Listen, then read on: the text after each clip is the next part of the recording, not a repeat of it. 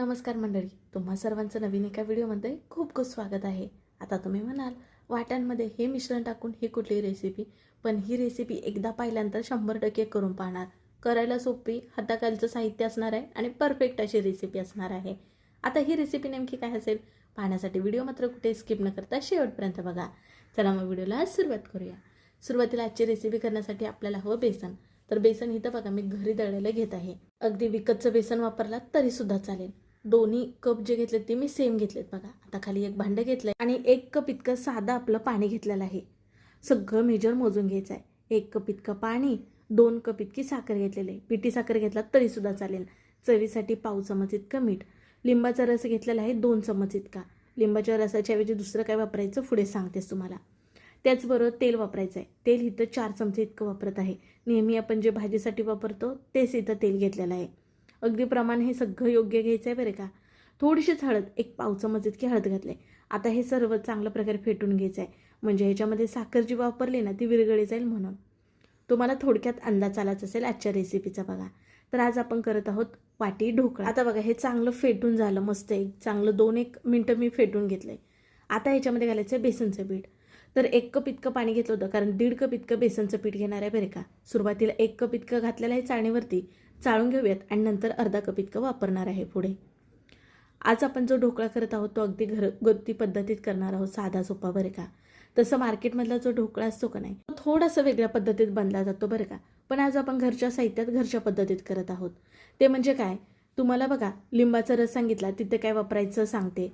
हॉटेलवाले जेव्हा मार्केटमधला ढोकळा आपण खातो ना तेव्हा ते काय करतात, सॅन्ट्रिक ॲसिड घालतात. पण तो खाणं तितकंसं योग्य नाही, घातकच असतं. त्याच्यामुळे इथे मी लिंबाचा रस वापरलेला आहे. आणि मार्केटवाले काय करतात माहिती आहे का, रंगासाठी ना पिवळा रंग वापरतात, ढोकळ्याला छान पिवळा रंग यावा म्हणून. पण आज आपण इथं हळद वापरली. हळद थोडीशीच वापरायची बघा. आणि चांगलं फेटून घेऊयात.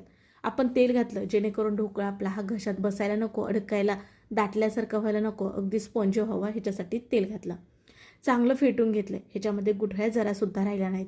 आणि बॅटर बघा असं पळीवरती बघायचं, एक जाड थर यावा असं मिश्रण असावं. आता ह्याच्यावरती झाकण ठेवून ना एक 10 मिनटं तरी आपल्याला हे भिजत ठेवायचं बरं का. अगदीच वेळ नसेल तर 5 मिनटं तर तुम्ही भिजत ठेवू शकता. आता इथं आज आपण वाटी ढोकळा करत आहोत. त्याच्यासाठी एकसारखे इथं 4 वाट्या घेतल्यात आणि वाट्यांना तेल लावून घेत आहे. म्हणजे ढोकळा याच्यातून ना आपला बाहेर सहजपणे येईल. अगदी तूप लावून सुद्धा तुम्ही घेऊ शकता. आता वाट्याच्या ऐवजी ना तुमच्याकडे जर चौकोनी केक टीन असेल किंवा घरातील कुकरचा डबा असेल तो वापरू शकता. पुढे ते देखील तुम्हाला मी दाखवणारच आहे. सर्व वाट्यांना इथं तेल लावून घेतलं. आता बाजूला ठेवूयात. आणि हा ढोकळा ज्याच्यामध्ये आपल्याला वाफवून घ्यायचा आहे त्या भांड्यामध्ये सुद्धा गॅसवरती पाणी गरम व्हायला ठेवले, म्हणजे अगदी चांगलं उकळायला हवं पाणी बरं का.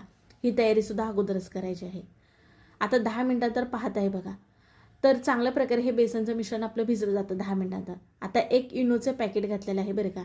इनोच्या पॅकेटच्या ऐवजी तुम्ही अर्धा चमच सोडा खाण्याचा वापरला तरी सुद्धा चालेल. आणि चांगल्या प्रकारे हे फेटून घ्यायचं आहे. सोडा वापरल्यामुळे काय होतं माहिती आहे काय, लाल रंगाचा थर येतो. त्याच्यामुळे इथं मी इनो वापरलेला आहे. अगदी हळदसुद्धा किंचित वापरायची आहे बरं का. नाहीतर हळद आणि आपला जो सोडा किंवा इनो एकत्र आल्यानंतर ना वर थर येतो लाल रंगाचा. आता बघा चांगलं फेटून घेतलं आहे. आता चला गॅसकडे ढोकळा ज्याच्यामध्ये वाफवायचं आहे त्याच्यामध्ये मी पाणी इथं चांगल्या प्रकारे उकळून घेतलेलं आहे. गरम आहे पाणी बघा. खाली स्टँड ठेवलं आहे आणि वरती ना एक डिश ठेवले. आता ह्याच्यामध्ये आपल्याला ह्या वाट्या ठेवून घ्यायच्या आहेत. आणि आता आपण तयार केले मिश्रण फटाफट घालून घ्यायचं आहे बरं का. वेळ जरासुद्धा घालवायचा नाही. कारण हे मिश्रण आपलं ॲक्टिव्ह आहे तेव्हाच ढोकळा वाफवायला ठेवायचा आहे. म्हणजे ढोकळा छान जाळीदार अगदी मस्त स्पॉन्जी असा होतो. आता जरा जरा वाटीमध्ये जागा ठेवला आहे बघा. म्हणजे कसं ढोकळा फुलून वर येईल का नाही म्हणून. सर्व वाट्यांमध्ये साधारण एक 2-2 पळी इतकं मिश्रण घातलं आहे बघा. अगदी खालीच वाट्या असताना मिश्रण घालून मग वाट्या ह्याच्यामध्ये ठेवला तरीसुद्धा चालेल. आता ह्याच्यावरती आपण झाकण ठेवूयात आणि जवळजवळ 10 ते 12 मिनटं लागतात बरं का ढोकळा वाफवण्यासाठी. आता आपलं मिश्रण आणखीन उरले तर इथं बघा माझ्याकडे छोटा केक टीन होता तर त्याला तेल लावून घेतलंय. अगदी थोडंसंच आपलं इथं मिश्रण उरलंय बघा. त्याच्यामुळे इथं छोटा केक टीन घेतलाय आणि तेल अगोदरच लावून घेतलं होतं बरं का त्याला. आता उरलेलं सर्व मिश्रण त्याच्यामध्ये काढलं आणि गॅसच्या शेगडीच्या बघा दुसऱ्या बाजूला का नाही इथं पाणी गरम व्हायला ठेवलं होतं. गरम झालंय बघा. मध्यभागी स्टँड ठेवायचा आणि हा केक टीन ठेवायचा मध्यभागी आणि झाकण ठेवून तो सुद्धा आपण 10 ते 12 मिनिटांतर पाहणार आहोत. आता जवळजवळ ना मी 8 ते 9 मिनटं तर पाहिला. ढोकळा फुलून वर आलाय पण आतून जर असा कच्चा वाटला बरं का. म्हणजे टूथपेस्ट थोडीशी अशी ओलसर येते.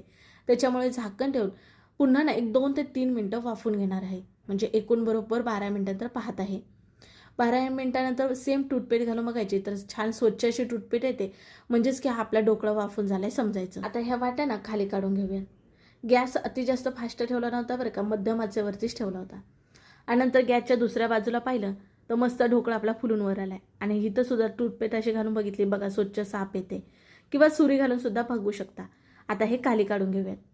आता हे खाली काढून ना आपल्याला पूर्णपणे थंड करून घ्यायचं आहे, मगच ह्याच्यातनं आपण वेगळं करणार आहोत, म्हणजे सहजपणे निघला जातो आपला ढोकळा बाहेर.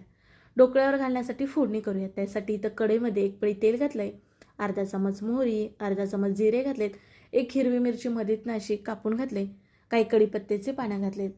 फोडणी आपल्याला चांगली तडतडू द्यायची आहे बरं का. अर्धा चमच इतके तीळसुद्धा घातलेत. फोडणी चांगली अशी आपल्याला परतून घ्यायची आहे. आता आपल्याला ह्याच्यामध्ये घालायचं आहे पाणी. फोडणी कितपत हवी ना त्याच्यानुसार पाणी घालू शकता. साधारण इथं अर्धा ग्लास इतकं मी पाणी घातलं बघा. फोडणीचं पाणी गोड असावं, जेणेकरून ना आपला ढोकळा खायला मस्त लागतं बरं का. म्हणून ह्याच्यामध्ये 4 चमचे इतकी साखर घातली, बारीक चिरली कोथिंबीर. फोडणीमध्ये थोडंसं हिंग घातलं होतं बरं का. अगदी तुम्ही ह्याच्यामध्ये आता लिंबाचा रस थोडासा घालू शकता, किंवा सायट्रिक ॲसिड जर वापरायचं असाल तर एकदम थोडंसं वापरू शकता. फोडणीमध्ये चवीसाठी थोडंसंच मीठ घालायचं आणि साधारण 1.5 ते 2 मिनिटं इतकी फोडणी आपल्याला शिजवून घ्यायची आहे. आता सध्या पावसाचे दिवस सुरू आहेत बघा, आणि लाईट येते जाते, त्याच्यामुळे तुम्हाला इथं एक वेळेस उजेड दिसत असेल, एक वेळेस अंधार दिसत असेल, थोडंसं समजून घ्या. आता बघा फोडणी चांगली शिजले, छान मस्त खळखळून उकळी आले तुम्हाला दिसत असेल. आता खाली काढून हलकी थोडीशी थंड करून घेऊयात. तोपर्यंत वाटीतला जो ढोकळा आहे ना तो आपण बाहेर काढणार आहोत. कडा सोडून घ्यायच्या सुरीने आणि पलटी करायचं. वाव, बघू शकता जाळी बघा तुम्ही, आणि स्पंजी बघा. 1 नंबर ढोकळा झालेला बरं का. असा जाळीदार, आणि आपण किती वेळ जरी दाबला तरी तो स्वतः पुन्हा त्याच्या अवस्थेत यावं, आकार धरावं, जसा वाटीचा आहे तसा, म्हणजे समजायचं आपला हा ढोकळा अगदी परफेक्ट झालाय. ह्याच्या अगोदर तसा तर मी वेगवेगळ्या प्रकारचा ना तुम्हाला ढोकळा दाखवला, ज्याचे व्हिडिओ तुम्हाला खूप आवडले, आणि तुम्ही व्हिडिओसुद्धा आपले व्हायरल केले, खूप छान छान कमेंट केल्या. आजचा व्हिडिओसुद्धा अगदी तसाच आहे, म्हणजेच की एकदम साधा सोपा, घरच्या साहित्यात, आणि कोणीही सहजपणे हा ढोकळा करू शकतो न बिघडता. बघा सर्व वाटींमधला मी ढोकळा काढते त्यावेळी पाठीमागली जाळी पाहूनच अंदाज येतो बरं का. वाटीमध्ये जरा सुद्धा चिटकून बसत नाही, सहजपणे बाहेर निघला जातो. तुम्ही अगदी वाटीच्या ऐवजी ग्लास घेतलात ना, सेम ग्लासला आतल्या बाजून फक्त तेल लावून घ्यायचं आहे, आणि तयार केलेलं आपलं बेसनचं मिश्रण त्याच्यामध्ये घालून घ्यायचं आहे आणि वाफवून घ्यायचं आहे, बस इतकंच. आता हा ढोकळा तुम्ही वरून तर पाहिलाच, कापून सुद्धा दाखवते बघा. आतून सुद्धा अगदी स्पोंजी मस्त जाळीदार झालाय. आता ह्याच्यावरती ना अशी आपण फोडणी घालून घेऊयात. अगदी तुम्ही ना ह्या वाटी ढोकळ्याचे 1 ढोकळ्याचे 4 भाग असे करू शकता, आणि मग फोडणी घालू शकता. इथं अख्खी वाटी अशी ठेवली, आणि ह्याच्यावरती फोडणीचं पाणी घालून घेतलंय. वाव, बघू शकता अगदी परफेक्ट न बिघडणारा तुमचा ढोकळा होतो. फक्त इथं सांगितलेलं सर्व साहित्यांचं प्रमाण ना अगदी परफेक्ट घ्या.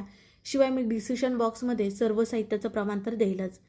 शिवाय बघा आपण ह्या केकटीनमध्ये सुद्धा ढोकळा केला होता, त्याच्यासुद्धा कडा सोडून मोकळा केला. आणि बघा हा सुद्धा समजत असेल, जाळी बघा. अगदी ह्या ढोकळ्याचं कौतुक करावं तितकं कमी, इतका छान हलका फुलका जबरदस्त झालता बरं का. मार्केटचा ढोकळा खाण्याच्या ऐवजी नक्की एकदा हा घरी करून बघा. एकदा तुम्ही केलात तर, आणि हा ढोकळा जमलात तर तुम्ही नेहमी ह्या पद्धतीत ढोकळा करणार. अरे वा, घरच्या घरी इतका करायला सोपा आणि इतका टेस्टी होतो, विकतचा तुम्ही कधीच खाणार नाही बरं का. इतका छान जबरदस्त होतो. शिवाय घरी केलेल्याचा आनंद सुद्धा इतका छान होतो म्हणून. आणि शिवाय घरी आपण स्वच्छतेची काळजी घेऊन करतो बघा. आणि ढोकळा बघा हा सुद्धा तुम्हाला कापून दाखवला, जाळी बघा. आणि बघा मी कितीही दाबला तरी तो ढोकळा जसा आहे तसाच आहे बघा. आतून मोडून दाखवते, त्यावेळेस अंदाज आला पाहिजे तुम्हाला हे जाळी बघून की ढोकळा हा अगदी छान परफेक्ट झालाय. आता हा ढोकळा एखाद्या आपण डिशमध्ये काढून घ्यायचा, आणि मस्त वरनं ना फोडणीचं पाणी घालायचं. ज्यावेळेस तुम्हाला ढोकळा खायचा आहे ना त्यावेळेसच फोडणीचं पाणी घालायचं, नाही तर ढोकळा हा अति जास्त भिजल्यामुळे ओलसर होतो बरं का. आणि फोडणी सुद्धा अति जास्त कडकडीत गरम नसावी, हलकी जराशी गरम असावी बरं का. आणि बघा अगदी मस्त रसरशीत आतपर्यंत आपली फोडणी केली, त्याच्यामुळे 1 नंबर असा आपला हा ढोकळा झालाय. तुम्ही सुद्धा करून ना नक्की मला कमेंटमध्ये कळवा तुमचा ढोकळा कसा झालाय. आजची ढोकळ्याची रेसिपी कशी वाटली ते सुद्धा कळवा, आणि व्हिडिओ जरा सुद्धा आवडलास तर लाईक करायला विसरू नका. व्हिडिओ शेअर करा तुमच्या मित्रमैत्रिणी परिवारामध्ये, आणि नवनवीन व्हिडिओ पाहण्यासाठी चॅनलला सबस्क्राईब करा. चला पुन्हा भेटू नवीन रेसिपीमध्ये.